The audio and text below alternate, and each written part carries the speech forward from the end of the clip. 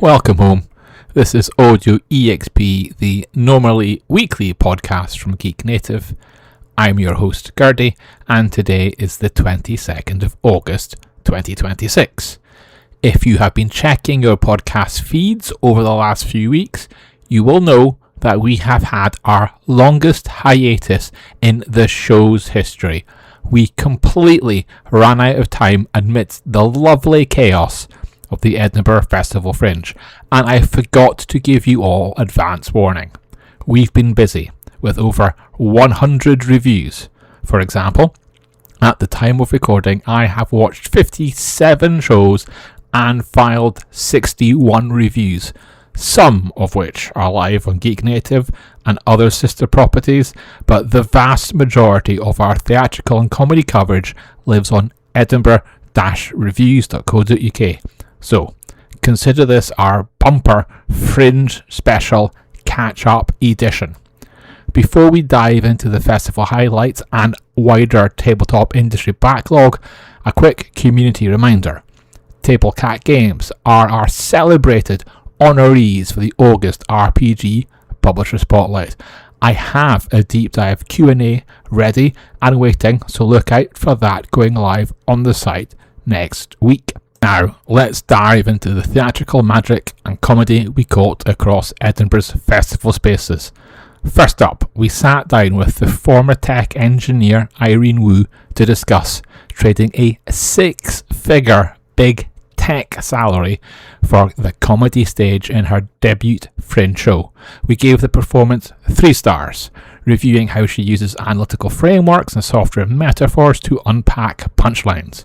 On a similar technical theme, we checked in with real-life butler Mike McAlpine to explore how artificial intelligence and automation are colliding with the traditional white-glove service in his own 3-star show, The Remains of the Butler.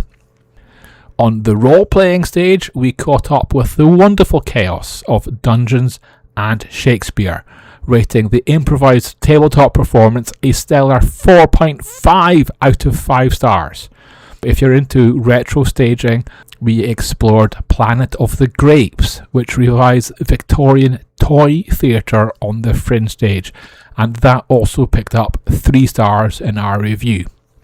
But an absolute festival favourite was author and illustrator Olaf Falafel.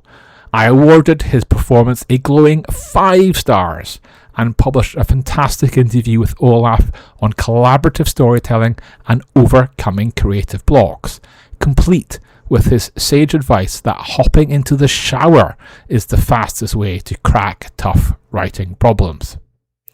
Turning back to the broader gaming landscape, extreme weather delivered a sharp wake-up call over in Indianapolis. Severe flooding hit the Indiana Convention Center during Gen Con 2026, highlighting the increased strain of climate disruptions on major conventions.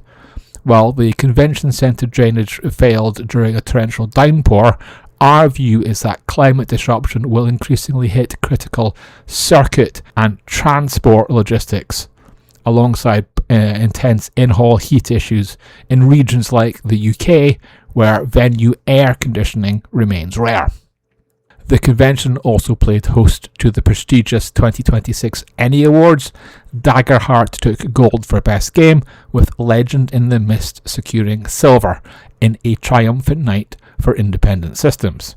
We saw widespread acclaim for Son of Oak and Darrington Press, while Dollenwood walked away with several major setting and cartography prizes. Meanwhile, corporate licensing has left us wondering what's going on with the future of certain games. Following Wizards of the Coast revealing a Star Wars D&D crossover for 2027, Edge Studio has remained silent while community administrators step in to address the future of the official Star Wars RPG. While official channels have stayed quiet, internal insiders have indicated that Edge still retains the dedicated tabletop license. In digital ethics and marketing, Geek Native teamed up with Surfshark to investigate how artificial online hype and purchased social followers are distorting tabletop marketing data. The practice of botting follower accounts is bad form, misleading independent publishers and creating unfair hurdles for genuine content creators. On the retail and digital distribution front, Paizo has expanded its digital partnership with DriveThruRPG, adding over 1,200 rulebooks and supplements to the digital storefront. After navigating a tough financial year, the publisher is leveraging the platform's wide reach to get Pathfinder and Starfinder into the hands of more players. In collectible dice, Serious Dice is rolling forward with fresh Critical Role partnerships, revealing the Mighty 9 sets following their Vox Machina line. And for fiction enthusiasts, signed copies of Gareth Ryder Hanrahan's The Dungeon Book have gone live for pre-order at Forbidden Planet.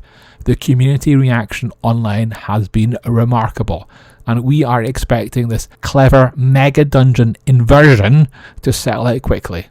Meanwhile, retro sci-fi horror is finding new life on crowdfunding as Dark Conspiracy returns with a new edition powered by the Traveller rule engine.